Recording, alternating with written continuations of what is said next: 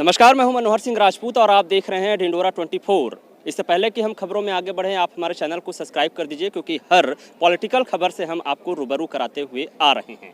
इस वक्त हम वह खबर लेकर आए हैं जिस पर पूरे प्रदेश की निगाहें टिकी हुई है कि आखिर अच्छी खासी बहुमत 54 सीट आने के बाद बीजेपी का मुख्यमंत्री छत्तीसगढ़ में कौन होगा। इसे लेकर कयासों का दौर लगातार जारी है, लेकिन आज यह स्पष्ट हो जाएगा क्योंकि कुशाभाऊ ठाकरे बीजेपी कार्यालय में विधायक दल की बैठक शुरू हो चुकी है। और इस वक्त हम जहां पर मौजूद हैं वो ठीक प्रदेश कार्यालय के बाहर है। आप देख सकते हैं मेरे पीछे ये प्रदेश कार्यालय है जहां पर विधायक दल की बैठक चल रही है। बीजेपी के 54 विधायक अंदर हैं जिनसे रायशुमारी पर्यवेक्षकों के द्वारा की जा रही है। और जैसा कि सारे विधायक 53 विधायक पहले ही आ गए थे और अभी कुछ देर पहले ही छत्तीसगढ़ के पूर्व मुख्यमंत्री डॉक्टर रमन सिंह का भी आगमन प्रदेश कार्यालय में हो चुका है, जिसे लेकर लगातार यह कयास लगाया जा रहा था कि डॉक्टर साहब आखिर इतना लेट क्यों आ रहे हैं। शायद मुख्यमंत्री का चेहरा क्या डॉक्टर साहब होंगे या फिर कुछ और बात है। तमाम कयासों का दौर अभी तक, अटकलों का दौर जारी है। हालांकि स्पष्ट नहीं हो पाया है कि मुख्यमंत्री कौन होगा क्योंकि तमाम जो चेहरे हैं वो सामने आए हैं, चाहे आदिवासी वर्ग से हो, चाहे ओबीसी वर्ग से हो या फिर पूर्व मुख्यमंत्री डॉक्टर रमन सिंह का चेहरा हो। इसे लेकर लगातार रायशुमारी की जा रही है, विधायक दल की बैठक जारी है। और इस वक्त हम मौजूद हैं प्रदेश कार्यालय के बाहर जहाँ पर तमाम नेशनल और क्षेत्रीय स्थानीय मीडिया के जो टीम हैं, जो यहाँ के जनप्रतिनिधि हैं, वो यहाँ पर मौजूद हैं। अलग अलग राय, अलग अलग जो विचार है वो खुलकर सामने आ रहा है। भाजपा के नेता भी स्पष्ट नहीं कर पा रहे हैं क्योंकि बीजेपी के किसी भी नेता के पास वो नाम नहीं है जिससे स्पष्ट कर पाएँ। जो अंदर से जानकारी मिली है कि 54 विधायकों के साथ साथ 10 जो स्थानीय पार्टी के नेता हैं उनकी भी बैठक पर्यवेक्षकों के द्वारा ली जाएगी। कुल मिलाकर 64 कुर्सियां लगाई गई हैं जिसमें बैठक चलेगा। पहले विधायकों का सम्मान होगा, विधायकों के सम्मान के बाद विधायकों से 1 टू 1 चर्चा भी की जाएगी, जिसके बाद हो सकता है आज देर शाम मुख्यमंत्री का ऐलान बीजेपी के द्वारा कर दिया जाए। तो लोगों की निगाहें लगातार टिकी हुई है कि प्रदेश में आखिर बीजेपी का मुख्यमंत्री कौन होगा। इसके चर्चा के लिए हमारे साथ वरिष्ठ संपादक मनोज सिंह बघेल जी मौजूद हैं। सर, जिस तरह से देखा जाए कि लगातार लोगों की निगाहें टिकी हुई हैं, आप चुनाव को भी बारीकियों से देखे हुए हैं, मंत्रिमंडल को भी काफ़ी अच्छे जानते हैं, क्या कहती है बीजेपी की रणनीति? जो 5 चेहरे दिखाए जा रहे हैं, आखिर मुहर किस पर लगेगा? देखिए मनोहर भाई, अभी जो इतना सफलता, भारी भरकम सफलता जो भाजपा को मिली है, उसके बाद समीक्षा करने पे केंद्रीय नेतृत्व को ये पता चल रहा है कि इनको आदिवासी समाज का जबरदस्त समर्थन मिला है। जिस तरह से बस्तर में 8 सीटें आई हैं, सरगुजा में खासतौर पे 14 की 14 सीटें भाजपा को आई हैं। तो अब पूरा निगाह जो है, मतलब केंद्रीय नेतृत्व को समझ में आ रहा है कि हमारी जीत का सबसे बड़ा श्रेय सरगुजा संभाग है।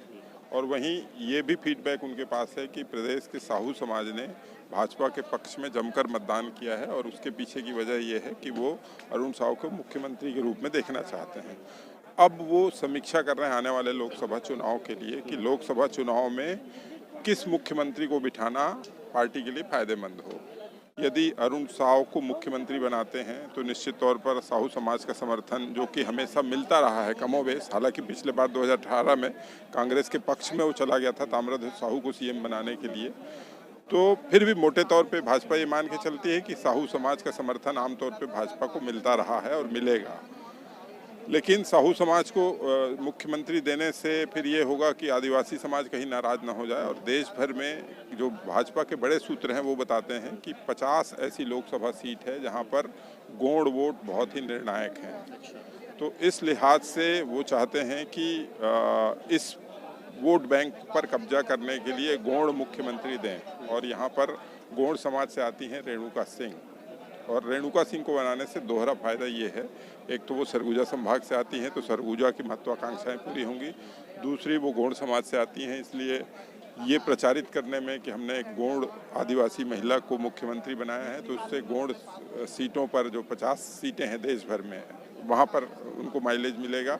इसके अलावा महिलाएं, जिन्होंने ये माना जा रहा है कि महतारी वंदन योजना ने भाजपा की जीत में अहम भूमिका निभाई है, तो एक महिला, 3 राज्यों में एक महिला मुख्यमंत्री देना ही है। चूँकि ये सुनने में आ रहा है कि वसुंधरा राजे सिंधिया को राजस्थान से ड्रॉप कर रहे हैं, ऐसे में 3 राज्यों में एक महिला मुख्यमंत्री, तो ये तमाम जो इक्वेशन है वो रेणुका सिंह के पक्ष में जाते हैं।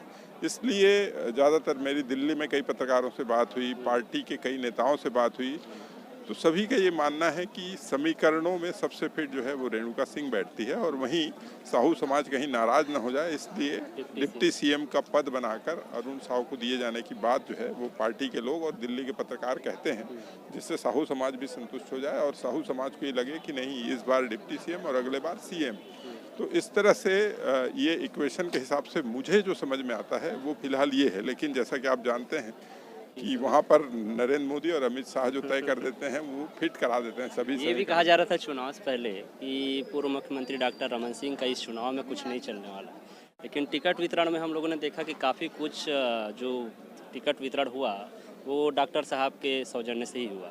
और अभी जैसे सुबह 11 बजे से ही विधायकों का दौर आना शुरू हो गया था और लगभग 2-2:30 बजे डॉक्टर रमन सिंह परिसर में पहुंचे हैं, तो क्या वो नाराज़ हैं या फिर उनके भी चेहरे पे कुछ बात बन सकती है? देखिए, डॉक्टर रमन सिंह खेमे के कुछ लोगों से मेरी अच्छी मित्रता है और उन्होंने इस बात की पुष्टि की है कि हाँ, ये नाराज़ हुए हैं, क्योंकि जेपी नड्डा से उनकी बात हुई है, टेलीफोनिक बात हुई है और उसमें ये समझ में आया है कि डॉक्टर रमन सिंह को एक तो खुद नहीं बनाया जा रहा है और दूसरा ये भी सुनने में आया है कि उनकी पसंद को भी तवज्जो नहीं दिया जा रहा है। इस बात से वो खासे नाराज़ हैं। यदि डॉक्टर साहब को इस बात से संतुष्ट किया जा सकता था कि ठीक है, आप मेरे को नहीं बना रहे हैं और आदिवासी बनाना है तो मेरी पसंद के आदिवासी बनाइए, तो वो विष्णुदेव साय के लिए वो तैयार हो जाते और खुशी खुशी तैयार हो जाते, या ओबीसी चेहरा बनाना है तो वो धर्मलाल कौशिक के नाम पर तैयार हो जाते हैं। लेकिन ऐसा बताया जा रहा है कि डॉक्टर साहब से कोई राय नहीं ली गई, इसलिए उन्होंने अपनी नाराज़गी खुलकर प्रकट कर दी है कि ये तरीका ठीक नहीं है। मैं 15 साल का मुख्यमंत्री और अभी भी जो है कहीं न कहीं मेरे नाम पे भी प्रदेश की जनता ने वोट किया है। तुलनात्मक रूप से भूपेश बघेल के मुकाबले मेरे चेहरे को लोगों ने देखकर कि इससे बढ़िया शासन 15 साल का था डॉक्टर रमन सिंह का सौम्य चेहरा, तो इन तमाम बातों के आधार पर उनकी नाराज़गी कहीं कुछ हद तक जायज़ भी है। लेकिन भाजपा जो है लगता है अब आज मुहर लग पाएगा इस समीकरण अगर बैठा नहीं, बैठकों में अगर कोई नाराज़गी दिखा, विधायकों में भी कुछ नज़र आया, तो आज क्या हो पाएगा घोषणा? देखिए, भाजपा जो है अनुशासन वाली पार्टी है। अभी तक ये ट्रेंड नहीं रहा है कि कोई नाराज़गी की वजह से कोई फैसला बदल जाए, तो वो ज़रूर कुछ देर के लिए होल्ड हो सकता है, लेकिन फैसला बदलने की गुंजाइश मुझे नहीं दिखती। तो कुल मिला के माने कि रेणुका सिंह का पल्ला हो सकता है भारी? बिल्कुल, मुझे जो कल से लगातार अलग अलग सूत्रों से बातचीत से मुझे करीब करीब यही नतीजा जो है फाइनल होते दिख रहा है। अब ये भी देखने वाली एक बात जरूर होगी कि यदि सुनने में आ रहा है कि राजस्थान में वसुंधरा राजे सिंधिया विद्रोह कर सकती हैं कि मुझे हटाओगे तो फिर मैं जो है, मेरे पास विधायकों की संख्या बल ज़्यादा है और मैं कांग्रेस की मदद से सरकार बना लूँगी, इस टाइप की धमकी से यदि वो डर के उनको रिपीट करते हैं, तब फिर इधर का खेल बिगड़ सकता है रेणुका सिंह का। फिर जैसे विष्णुदेव साय का नाम आ गया है, तब फिर जाकर ये संभावना बनेगी। तो ये तमाम रणनीति हैं जिस पर अभी चर्चा होना बाकी है। हालांकि स्पष्ट तौर पर नहीं कहा जा सकता, लेकिन जो समीकरण सामने आ रहे हैं, जो बातें सामने आ रही हैं कि भाई केंद्रीय नेतृत्व की जो मुहर है वो केवल अभी के चुनाव को नहीं बल्कि लोकसभा जो चुनाव होने हैं उसको देखते हुए मुहर लगाई जाएगी। हालांकि देखना ये होगा कि आदिवासियों को साधने या फिर पूर्व मुख्यमंत्री डॉक्टर रमन सिंह का जो नाराज़गी है उसको मनाने की जो पूरी कोशिश जो है भाजपा कर पाती है या फिर क्या डिसीजन हो पाता है। बहरहाल ये सवालिया निशान है। देखते हैं कि आखिर मुख्यमंत्री के चेहरे पर किस पर मुहर लगेगी और भाजपा की पसंद कौन होगा जिसे पूरे प्रदेश में मुख्यमंत्री के तौर पर देखा जाएगा।